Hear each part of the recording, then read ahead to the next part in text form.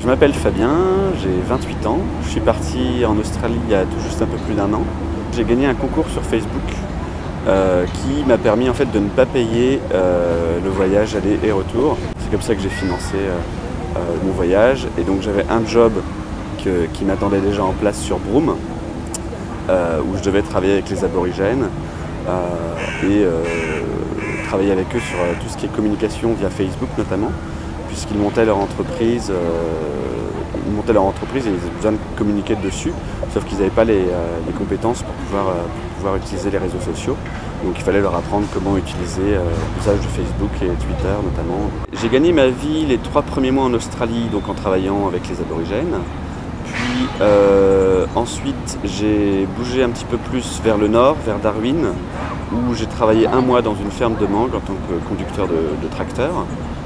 Et ensuite j'ai travaillé 3 mois à Sydney. On a eu une arnaque sur Sydney en fait. On cherchait un travail là-bas et on a trouvé via un site internet un travail dans un champ de tomates qui nous demandait en fait 1 semaine en avance pour l'hébergement, tout simplement, de payer en avance l'hébergement.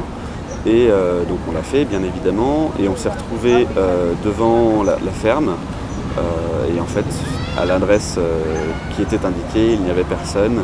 C'était la nuit en plus, donc il n'y avait plus de train, plus de taxi, vraiment rien qu'on... Du coup on a sonné chez des habitants et qui nous ont accueillis vraiment sympathiquement pour nous remettre de cette mésaventure.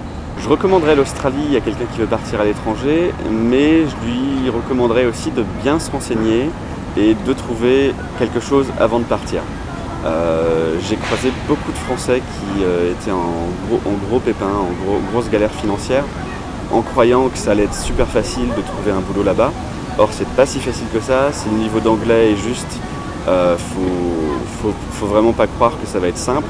Il y a des possibilités, mais pas forcément dans les grandes villes, donc plutôt dans les lieux où il y a peu de monde en fait, puisque c'est là qu'il y a vraiment un besoin de main-d'œuvre. Donc il ne faut pas espérer trouver un emploi rapidement sur Sydney ou sur Melbourne ou sur vraiment les grandes villes d'Australie.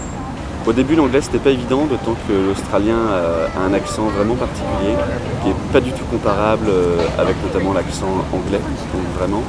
Et du coup, oui, c'est sur certains mots, certaines phrases, ils ont tendance à raccourcir les phrases, ce qui fait qu'on perd la moitié des informations. C'est pas toujours simple pour le cerveau de tout analyser en quelques jours. Ça a pris quelques semaines.